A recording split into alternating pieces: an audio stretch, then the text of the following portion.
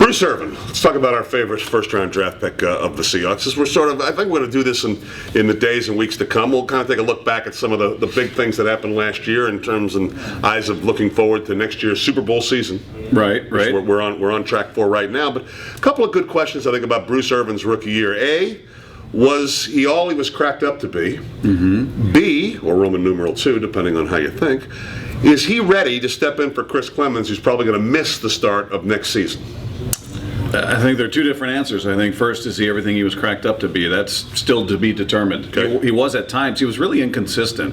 I mean, the end of the season numbers, you look at it and go, 8 sacks. That's great. Not bad. But there were games where he had no presence. He had no impact. And not to repeat ourselves, but you and I talked a lot about it doesn't have to be a sack. It doesn't have to show up in the box score. Just be that guy that flushes them out, or be that guy that has a disruptor.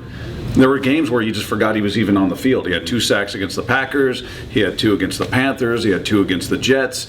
But in between, there'd be games with nothing. He only had 10 tackles on the season. I think total of 17 with assists in there. So I don't know that he had a consistent impact, and maybe that's a product of, 1, the way they used him, and just sporadically, and 2, just being a rookie. So to answer the second question, I'm not confident yet that he can be that guy, that he is the answer for Chris Clemons. I didn't see him be consistent enough, especially when you needed him most in the playoffs in that game without Clemons.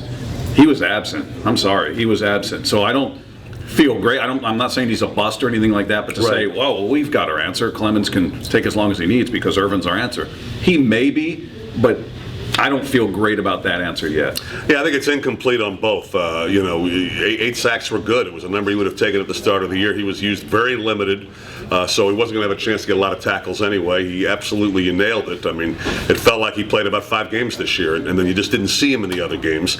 And in terms of jumping into Chris Clemons' spot, it was probably asking too much to do it literally, in a week. I mean, he had played maybe the last quarter against the Redskins in that spot, but then Atlanta was ready for him, and Atlanta did some things that kind of showed him where he has to go. Now, to me, I'll say there's a chance that he could be the guy who steps in to replace Chris Clemons. I mean, this is the NFL. You should get better every year. Bruce Irvin, it's kind of up to him. It depends on what kind of an offseason he wants to have. If he wants to go the extra mile, be out here, which most guys do, really kind of work at it and get it. I mean, we've seen the physical ability. I mean, I think he would have to get a little bit bigger. I think we both agree on that. A little undersized. Yeah, he'd have to get a little bit bigger.